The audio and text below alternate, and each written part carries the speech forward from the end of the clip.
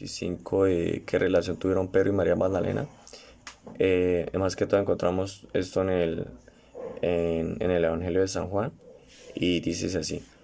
Se refiere como al día siguiente al sábado, María Magdalena se dirige al sepulcro de Jesús y al ver que corría la piedra que lo cerraba, echó a correr a comunicárselo a Simón Pedro y al discípulo amado. Al recibir la noticia, ambos corren al sepulcro, a donde más tarde María regresa y tiene un encuentro con Jesús resucitado.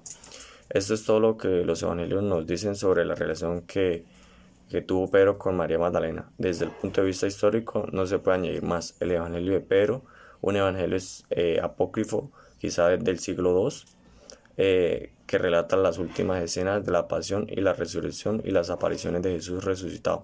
Se refiere a ella como discípulo del Señor. Las relaciones entre Pedro y María Magdalena debieron de ser similares a las que había entre Pedro, Juan, Pedro y Pablo.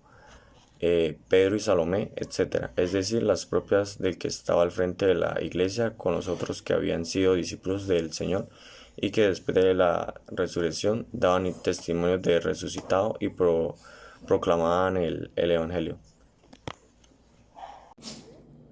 ¿Qué milagros hizo Jesús? Bueno, pues según el texto, en los evangelios se encuentra como tal 27 relatos de los milagros. Además, hay referencias que en otros relatos no se logran mencionar explícitamente, como el del corazón y Bethsaida. Bueno, entre estos milagros está convertir el agua en vino, sí, que pues fue en la boda de Caná que Jesús logró convertir el agua en vino.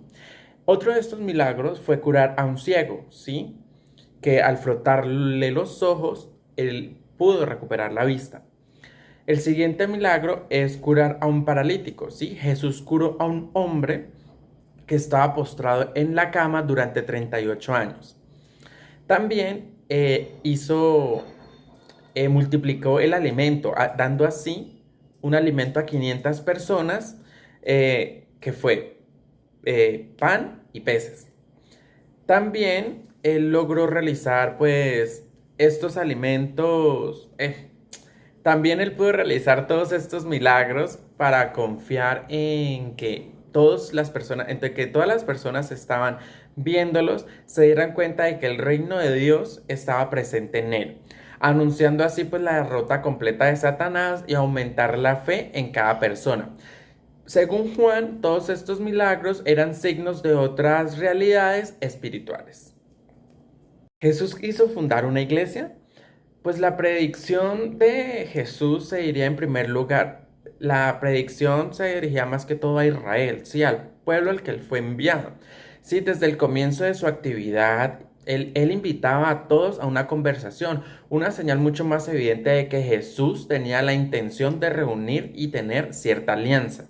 Sí, esta nueva señal de esa intención en la que él confió a los 12 discípulos en esta última cena, podría llegar a ser esto para poder celebrar una última Eucaristía que instituyó en aquel momento y pues llegó a transmitir a toda la iglesia y a todas estas 12 personas que estaban haciendo cabeza para hacer una responsabilidad mucho más afectiva, ¿sí? Y lograr que Jesús podría ser un signo o un instrumento de reunión donde diera comienzo eh, por él y se diera en todos estos últimos tiempos. En efecto, su entrega en la cruz anticipada sacramentalmente en esta cena y actualizada cada vez pasando los años. Esto se celebraría en la iglesia en una Eucaristía llena de una comunidad religiosa con un mismo signo instrumento, con la tarea iniciada por estos hombres.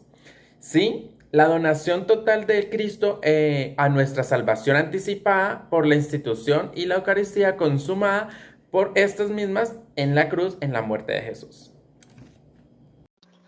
Bueno, ok, entonces continuando la pregunta anteriormente dicha por mi compañero, vamos a seguir con la última pregunta que vamos a enfatizar en el día de hoy, la cual es la pregunta número 30 que dice, ¿por qué condenaron a muerte a Jesús?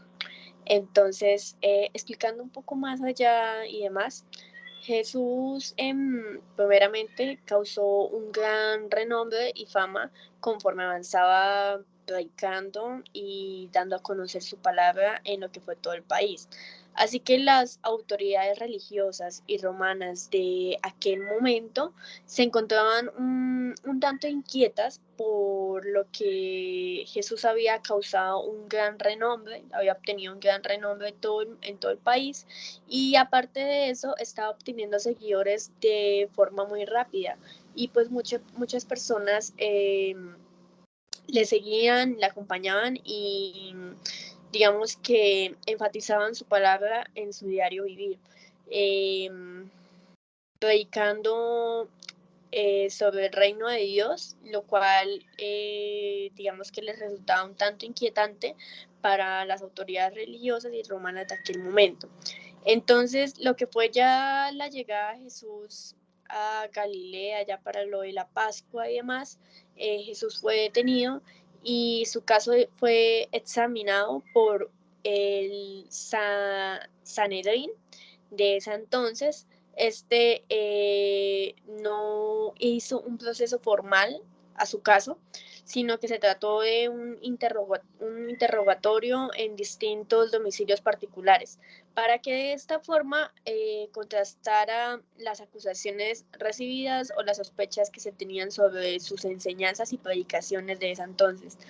Pero digamos que lo que realmente era preocupante para las autoridades de ese entonces era el revuelo que se podría provocar contra los patrones ya establecidos de ley en ese entonces y cómo se llevaban las cosas en aquel país.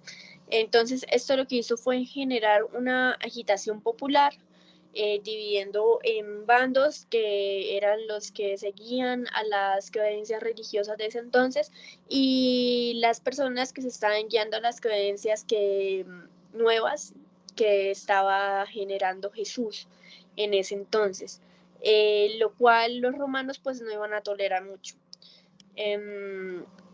Bueno, este tema ya se volvió algo un poco más público, así que fue llegando a los oídos de Pilato, llevando el caso de Jesús a las autoridades romanas y le expresaron a Pilato que Jesús era un peligro, que ya que iba a producir que sus predicaciones sobre un nuevo reino de Dios podría presentar un gran problema para Roma, generando gran preocupación por parte de Pilato, ya que él quería seguir manteniendo su régimen de manera estable, sin que se produciera ninguna alteración pública por parte de una nueva persona predicadora.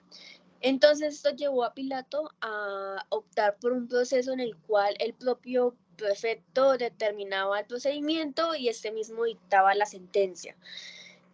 A partir de esto se presentaron ciertos detalles y circunstancias accidentales, lo que lleva a que Pilato dicte sentencia en contra de Jesús, condenándolo a morir en la cruz por denominarse a sí mismo como rey de los judíos, y murió con este renombre colgado de la cruz.